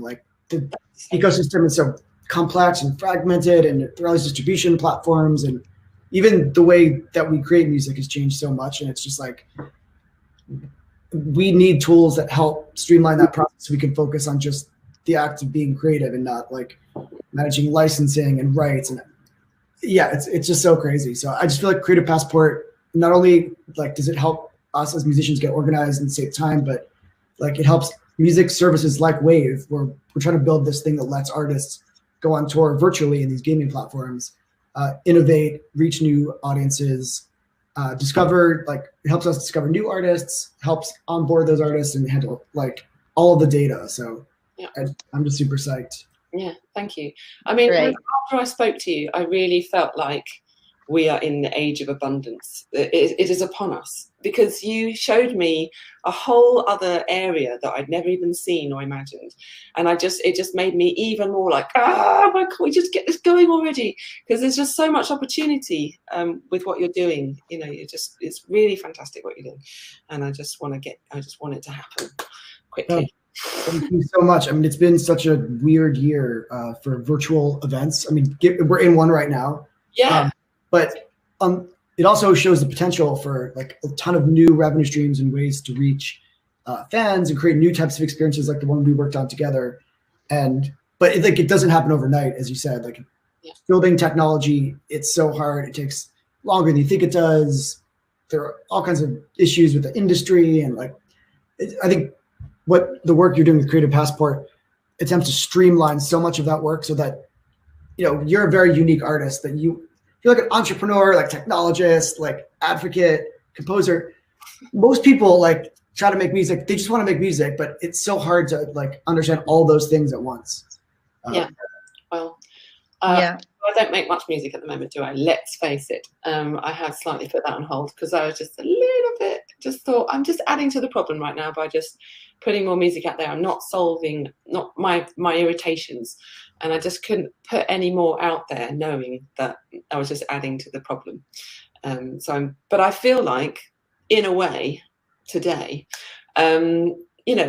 we've worked incredibly hard to get to this point. 6 years of trying to convince whoever, and now we're at the point with these very important people here with us, because you showed up, and you're still here, and there's people online who are watching. It's down to us now. It's down to you, actually, because I'm tired.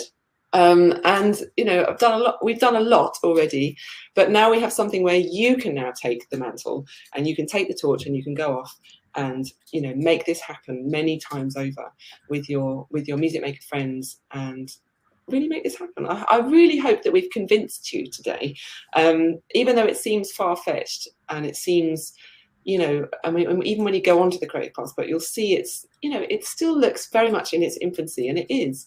And we said it in the video, no other company on the planet would release anything at this level. I'm not kind of doing down anything that Mark and the team have done from the technology side.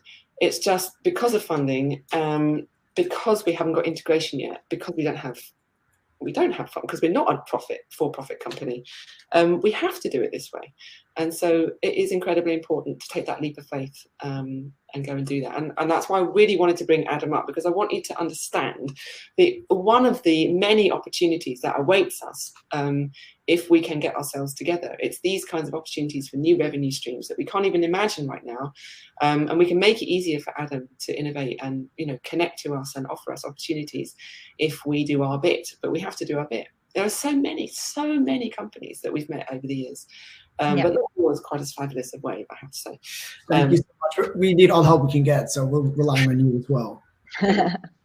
All right. Well, a pleasure to see you. Thank you so much for Thank you so much, Adam. Thanks for having me. Cheers. See you. So I think we've got maybe another question, and then someone will come on stage as well. So Are we going to have Zoe around? Are we going to have Zoe? I'd love to chat to Zoe. Great. Okay. Yeah. So we're going to take this question. Is the technology based on blockchain? And then we're going to have Zoe. So I think I can take this one. So currently, no, the Creative Passport is not using blockchain technology. What we have been doing, however, over the tour, and also experimenting with some of our technological partners, including Evernim and IBM, is indeed playing a little bit with blockchain, but not with smart contract, what is called the self-sovereign identity. So ultimately, right now, again, it's like blockchain is not involved, but where we want to go, we want to the Creative Passport to be based on self-sovereign identity, and the blockchain is indeed involved in that.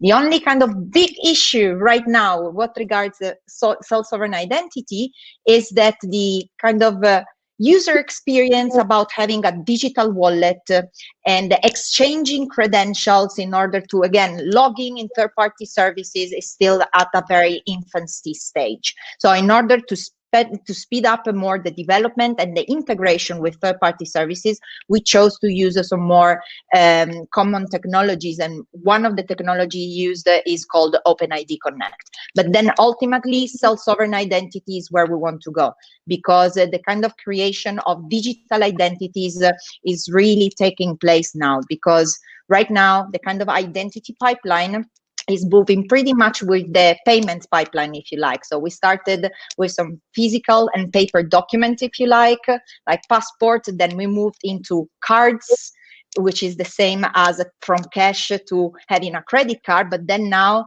most of the people, what do? They have got a digital wallet and they can pay with their iPhone. So the same thing is happening with identity. So we're going to have our digital identity. Everything is going to be pretty much mobile based. So this is the direction that we want to take. Yeah, nice question. Because the reason why somebody might have asked that is because that's where it began. Being very inspired. In fact, that's a very nice little dovetail into the next person that's going to come on. Yeah, I heard about blockchain technology from a very, very dear friend of mine who I love and adore, and is a very inspirational woman, talented artist, many things, and fiercely independent.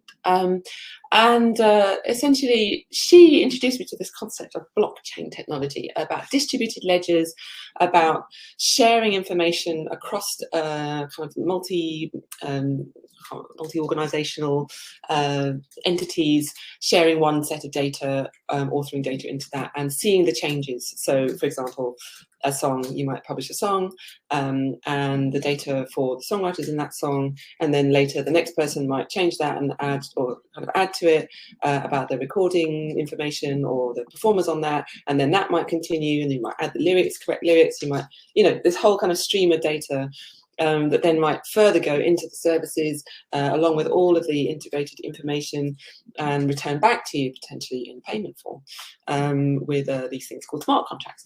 Anyway, it was this first initial kind of mind-blown idea of what blockchain distributed ledger, not necessarily the Bitcoin and all that kind of stuff, but the technology underlying it that empowers Bitcoin was what really got me started. And it was through that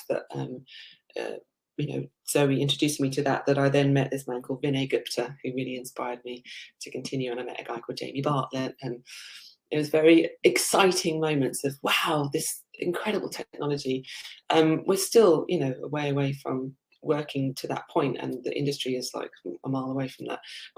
But if it does, and we do go that way, we want to be ready. We want to be ready and prepared for all of these opportunities. And there really is a lot of innovation in the blockchain space, and it's just important to be there. Just to make sure we're ready to be in the party should those kinds of functionalities and opportunities arise. Because we can't be there once they're there. We'll have to again kind of crowbar ourselves into that situation, just like we have with streaming services, just like we have with just about everything. YouTube, every time a new service innovates, again, how do they work with us? So we need to go, here we are, we can be worked with now, we are open for business. We need to present that opportunity so that they can do the right thing, because they want to do the right thing, but there's absolutely no way of doing it in any kind of easy, meaningful way without having a ton of VC money to pay people in advance. And create these kind of situations which are technically illegal, because there's no easy way to do the right way. Yeah. So I think we should go towards the end, Imogen, shouldn't we? Yes, we should. We do have lots of questions that should be answered. So what we're going to do is that there is an FAQ section on our website. So we have gathered all the questions that you have asked across Shindig as well as various social streams, and we're just going to kind of bounce them all together and make sure to answer as much as possible as part of the FAQ. Good. Now, as our final guest, because this is where it all started, was with dear Zoe Keating, who saw a frustrated friend just panicked at the idea of releasing new music into the space as it was, just desperately wishing that all of my information about the song could stay intact with the song. And she shared this idea of how blockchains could be a part of that solution, and got me really, really excited to the point that I haven't stopped since. So here she is, Miss Zoe Keating, incredible lady. Hello. Hi, Zoe. Are you not telling Happy birthday, Imogen. Thank you, Zoe. Oh, and Zoe has shared many birthdays with me in person. Too many. How old are last year? Not too many of your birthdays, but it's just all this time going by. I know. Oh goodness, so nice to see you. Thank you so much. So what I've asked Zoe to do, because I love Zoe so much, and I want you to know out there, any musicians or anyone, that we can take criticism, and we want criticism. We want critical feedback, because that's how we're going to develop something that's really sustainable and really works for everyone. We don't want to everyone to go, oh yeah, it's great, and then not use it. We want people to go, it's not working, it's rubbish, this doesn't do that, I want it to do this. Tell us, because we are doing this for you. We're doing this for us, we're doing this for you. So you just got to tell us what's working and what's not, and how you want it to change, and we will make it work. We will do it. We will make it so. So I've asked Zoe at this stage. Now I said to her on the phone, don't make me cry. Don't so critical that I'm crying on my birthday. But I just said, she knows what we're doing. She knows what we're trying to achieve. And I've asked her to please give me some critical feedback. And as a friend, tell me what she thinks. All right. Well, first of all, well done. Thank I wanted you. to say, I was thinking so much as people were talking that it's what you're doing is really difficult. And going back to that day, I was really frustrated for you as the artist that you are. Talk about data dignity, how undignified the situation is for an artist like you. And so I still wish that there was a magic wand to make this all better, and that you didn't have to also develop the solution, because this is quite a, but anyways, I was thinking one of the reasons why it's hard to demo Creative Passport, because you're creating a solution for a problem that people don't understand. So you have to explain the problem, and then also Creative Passport won't really be understood as a solution until it exists. Yeah. So that's very difficult. So I wanted to commend you, first of all, because I can see what you're doing, and you are making you have made a lot of progress. This is not vaporware. Thank you. First of all, that's clear. I was thinking, I don't want to go on too long, but I was thinking, back when I worked at a software startup in the last millennium when I was young, we were making, I was just like a lowly employee learning how to program Java, and, I was like a baby programmer. And, but we were trying to make data sets, huge, it was like fly through visualizations of giant data sets. And the company really struggled because they spent all their time trying to describe what the problem was, because nobody had the problem yet in 1997 of information overload. Yeah, right. Now think about it, we are all suffering from it. So in a way, you're on the forefront, and you're making something for a problem that you would only know about if you're in the weeds with it, which you are. Yeah. And so anyway, so I wanted to say that it's like you're in the weeds. And then I went up and I signed up, and a few things occurred to me right away. And that was that I thought the recording industry has done a lot of great things, but it's also created a lot of the problems that you are trying to solve. And one of those is the silos between types of artists.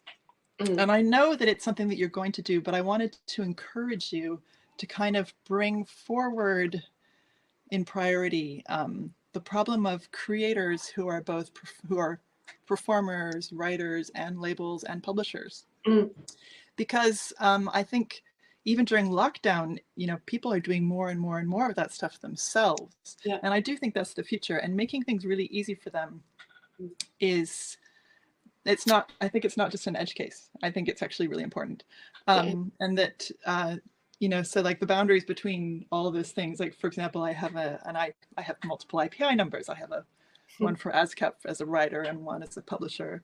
And then also I was thinking I don't use PPL, but in the States we have Sound Exchange. which is digital, somewhat similar.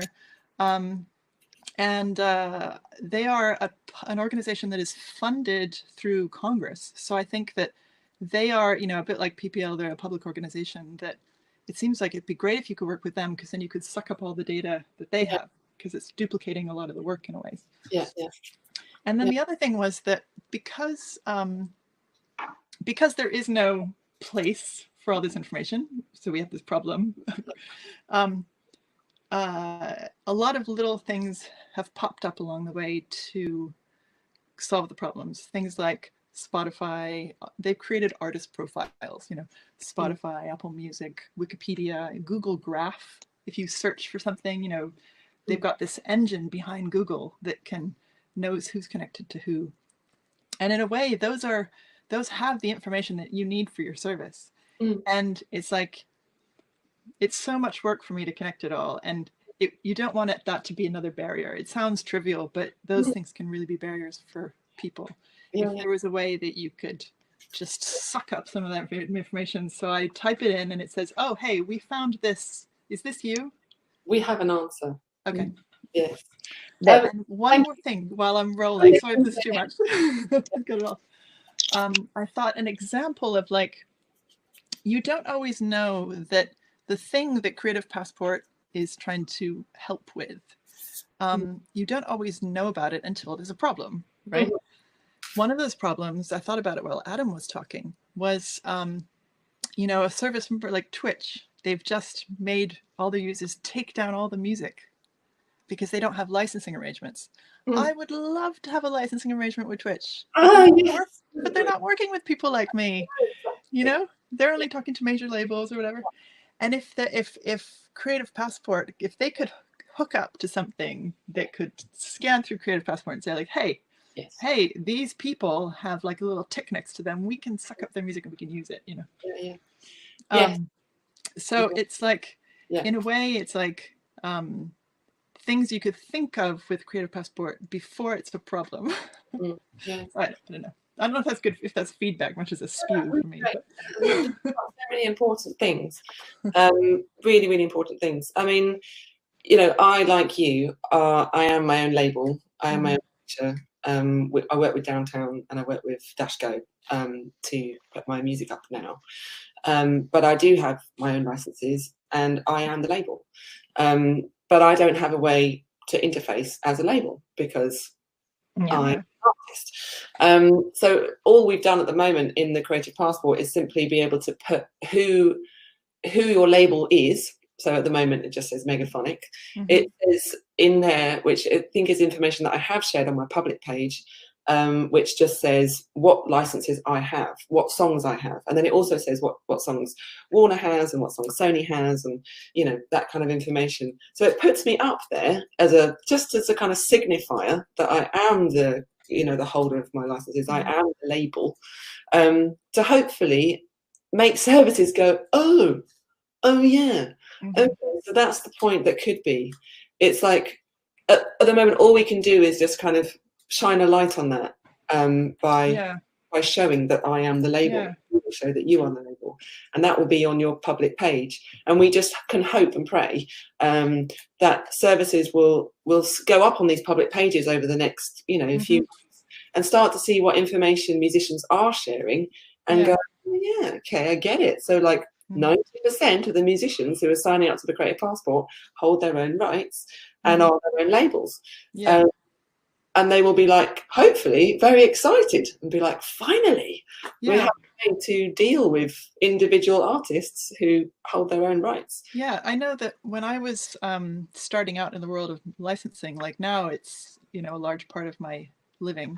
In the beginning, the fact that I owned both the publishing and the composing halves was a huge win, and in some ways made it easier to license my music, but there was no way they could find that out without contacting me. So that's sort of an example of like the more stuff you can put in there and see people as a whole, in musicians as a whole person, a whole three-dimensional person. And I was also thinking about the Mechanical Licensing Coalition. They've just launched their database. I just signed up for it. I'm not sure what I think yet. But that's going to be like the only portal for your average musician to collect mechanicals, and that's another place that should absolutely be tied in. Yeah. So how do you, at the moment, how do you verify yourself to be that entity? I went through a company called Harry Fox. Okay. Yeah. So another. Yeah. So So go through Harry Fox, like, well, because Harry Fox is connected with them, but they sucked up all of Harry Fox's and then said, hey, click here if you'd like to be, you know, participate, and then you have to make an account on the MLC. Yeah. I mean, this problem is actually what drove us to, instead of trying to like tackle the whole ecosystem and create this like sharing stuff and song data and all this licensing, instead of trying to do all of that grand vision at the beginning, which is ridiculous, it was that kind of discussions with all of these services who are like, there was a company called Jack, who were finding a way to connect into all the publishers and connect into all the labels and the collection societies. And I was like, what about the artists? How do we connect in? And it's like, well, yeah, we don't know. They were focusing pretty much on the representatives, not on the independents. That's all that they can focus on, because we aren't anywhere. You know, we don't have an organized way to interface with. And it was the same with who was the other big company that was doing a similar thing? Well, I mean, the MMA or the MLC, whatever they're called, is a similar thing. It's like, yes, we're here to service the industry as we know it, but what we don't know is that 90% of the industry is represented by independent artists who aren't connected in that way. So it was trying to, for these services who were developing like blockchain solutions for this and that. Initially it was blockchain. It's like, well, how? Oh, I know the other one. It was Totem or OCL. Totem, Trying to create licenses between a song and a usage of a song on different media formats, YouTube or whatever. But how do they deal with the artists? And how do they verify them?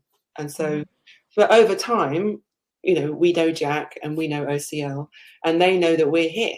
And they're just waiting. They're just waiting for us to be ready to integrate, so that they're not innovating in that. How do they create the portal for the artist individually or the musician, because they know that we're coming.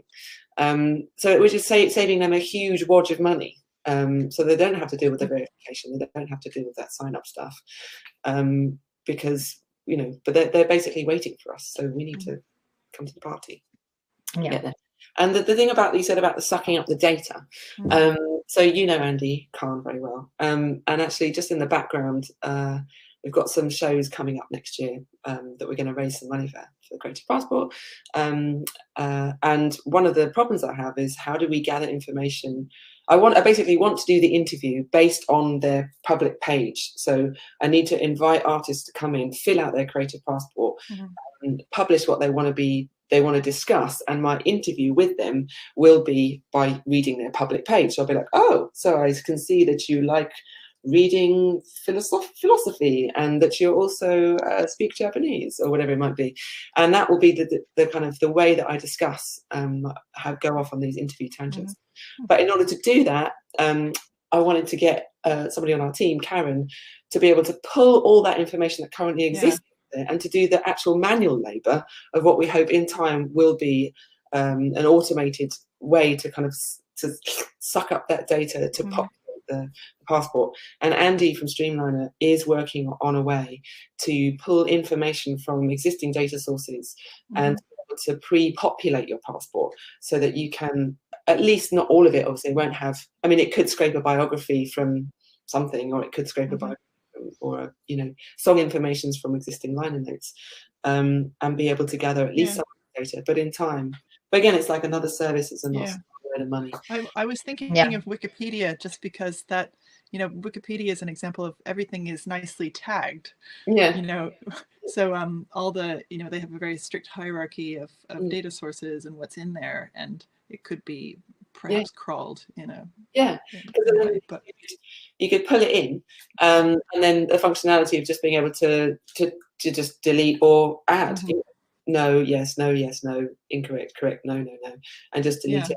And it can also work both ways in time, so that we can then verify back to places like Discogs, where you can say, actually, that information is incorrect. And it's a two-way relationship to tidy up the data elsewhere. Yeah. I was thinking also about, Google Knowledge Graph. It annoys a lot of people that, you search in Google, and if you are a person who's known, something will like pop up about you, and they decide what that information will be. So it has like the name of my child and their birthday, and which I wish wasn't there. or how much you're worth. I realise that's or how much you're worth. Always makes me laugh when I read that. Oh really? Thank you. It's like, oh really? Anyway, I'm so happy for you guys, and I think it's first of all for doing all this during a pandemic, when a lot of us are, I have so many creative projects, but I know I'm struggling sometimes to find the optimism to keep moving forward, and you've kept moving forward with this, which I think is amazing. So well kudos to the Creative Passport team for that. We just managed to give our best during the worst time, most probably. So and I really mean that. That's not just me being nice as a friend. I actually kind of dropped off the face of the planet, and Carlotta just like charged forward and took them. I just, Scout was at home and a million things. So, I mean, they've just done it. Amazing. Just so, it feels so good. It feels so rich and working, and but there is so much to do still. Again, it's like this is just the first milestone of many to come, which bring me to kind of remind, so please, it's like everyone is like music makers, share the word. We need your help to have as many music makers on board.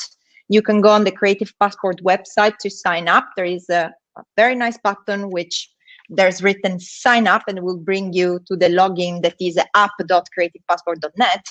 And since there is so much to do as well, if you feel like donating something, every little help, we've got also another section on the website that describes what more or less our costs are, what our future development are, and we're keeping the page up and running and adding additional feature as we go. So please, if you feel like donating and helping us, by all means, everything is in there.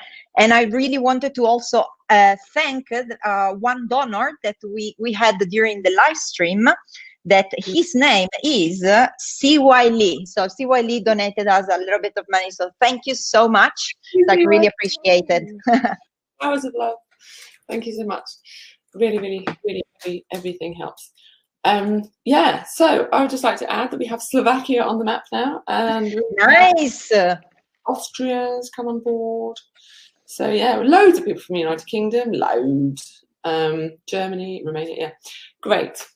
173 users on the map, but not everyone wants to publish their location in the world, so hopefully there's more. Anyway, early beginnings, and remember, the right people are in the room. So we are the right people, and we're 189 of you are still in this room. So thank you. Let's continue this and celebrate. This is really an exciting moment, and we are few here relatively, but we can create a ginormous tsunami of just positive energy. Not that a tsunami is generally positive, but we can create this huge wave that's going to have such an impact on our future selves, on our less stressed future selves. Right. And now I think, shall we do a toast for you, Imogen? Oh, I've got the bottle in here to open. Happy birthday, Imogen. That's okay. Oh, can I just add, Julia, not only is Julia a very talented artist from Brazil, but she's also made me these delightful earrings. So there you go. Multi-talented team. Thank you, everyone. Very, very much appreciated. I'm happy to share this day with you. This is just an awesome day, and I'm just so happy to know you and to see all of you here. And I recognise so many faces. Many of them are blurry, but I can see your names, and I'm just so happy you're here. Cheers. So, cheers to you all. Cheers. And thank you so much. Woohoo! Thank you, thank you, thank you. Yes, thank you. And go to the Creative Passport website, creativepassport.net, and there'll be everything you need to know, everything you need to find out, donations, sign-ups, whatever you need. And yeah, what fantastic beginnings. So love to you. Thank you, Zoe. You're here as always. Thank you, Zoe. Love you. Thank you, guys. Give my love. Happy birthday. For this, where is it? You gave me this. I love it. It's so nice. It kind of reminds me of your music. It's so like multidimensional. Yeah. Right. All our love. Goodbye, everyone. We're 8:15. It's only 45 minutes overdue. All right. I have to go. Everyone, or morning, wherever you are. Bye. Thank you very much. Lots of love. I don't actually know how to log out. How do we not?